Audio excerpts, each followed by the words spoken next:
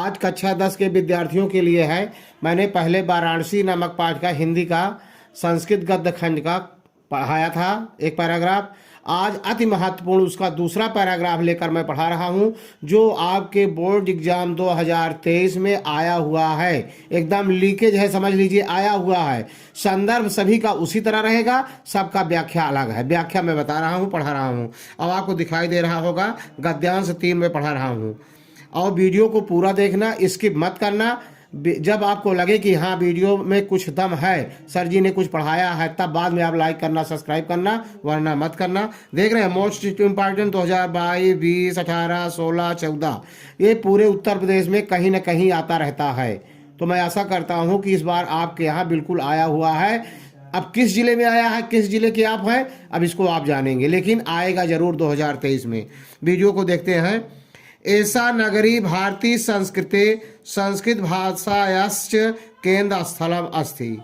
ऐसा नगरी, यह नगरी अर्थात वाराणसी, संस्कृत भारतीय संस्कृते, भारतीय संस्कृत में संस्कृत भाषस्य, संस्कृत भाषा का केंद्र स्थलम, केंद्र स्थल है। अस्ति माने है, मतलब यह नगरी अर्थात ब्रैकेट में लिखेंगे वाराणसी भारतीय संस्कृत के लिए संस्कृत भाषा का केंद्र स्थल है। इत एव संस्कृत वाङ्मयस्य संस्कृतेश्च आलोका सर्वत्र प्रसिद्धः। अतएव इतएव इसलिए संस्कृत साहित्य का, संस्कृत वाङ्मयस्य संस्कृत साहित्य का, संस्कृतेश्च और संस्कृत का, आलोका माने प्रकाश, सर्वत्र प्रसिद्ध माने हर जगह फैला हुआ है।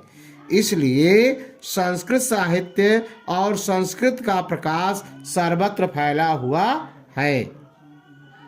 मुगल युवराजा दारासिकोह अत्र आगत्य भारतीय दर्शन शास्त्राणाम अध्ययनम अकरोत्।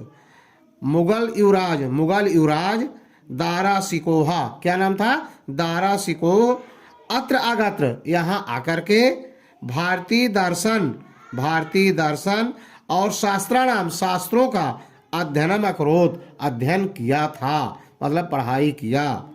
सह तेषां ज्ञानेन, वह उनके ज्ञान से, तथा प्रभाविता भवत्, बहुत प्रभावित हुआ। वह इसके ज्ञान से, शास्त्रों के अध्ययन से, शास्त्रों के ज्ञान से बहुत प्रभावित हुआ। यत् तेन उपनिषदम, वह इन उपनिषदों का अनुवाद फारसी भाषायाम कारिता, फारसी भाषा में अनुवाद किया। देख रहे हैं ना, ये एमपी में लिखा मोस्ट इंपॉर्टेंट क्वेश्चन 2000, बहुत इंपॉर्टेंट क्वेश्चन पेपर है, ये जरूर याद करके जाना। और एक सा श्लोक और पढ़ा दे रहे हैं, और आप विद्यार्थियों को लिए यह श्लोक बहुत ही महत्वपूर्ण है, संस्कृत वाराणसी के पाठ का ही है। देख रहे हैं, आपको दिखाई दे, कई बहुत बार पूछा गया, 19, 15, 14, इस तरह कई साल पूछा गया है, मोस्ट इंपॉर्टेंट है। देख रहे हैं ना, ये आपको दिखाई दे रहा होगा, मोस्ट इंपॉर्टेंट है, दिखाई दे रहा होगा ना।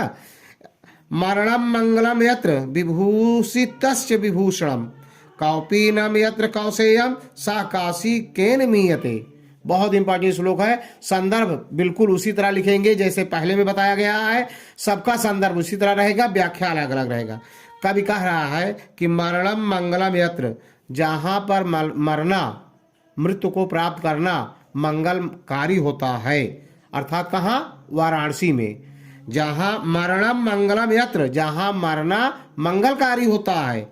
और विभूतिश्च विभूषणम, और विभूतिश्च, विभूति च मतलब जहां की भस्म, विभूति भस्म क्या है, विभूषणम आभूषण है, और विभूति भस्म जो है क्या है, आभूषण है।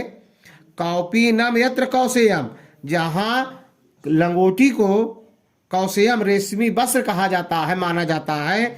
सह काशी केन मीयते, अर्थात उस काशी को, केन माने किससे, मीयते माने मापा जा सकता है, तो उस काशी को किससे नापा जा सकता है, मापा जा सकता है, अर्थात काशी की महिमा का वर्णन नहीं किया जा सकता है। बहुत इंपॉर्टेंट श्लोक है, जरूर याद करके जाएंगे। मरणम मंगलम यत्र, जहां मरना मंगलकारी होता है। विभूतिश्च विभूषणम, जहाँ का भस्म आभूषण होता है। कौपी नाम यत्र, जहाँ लंगोटी रेशमी है वस्त्र है। सा काशी केन मियते, वह काशी को किससे मापा जा सकता है। जय हिंद जय भारत।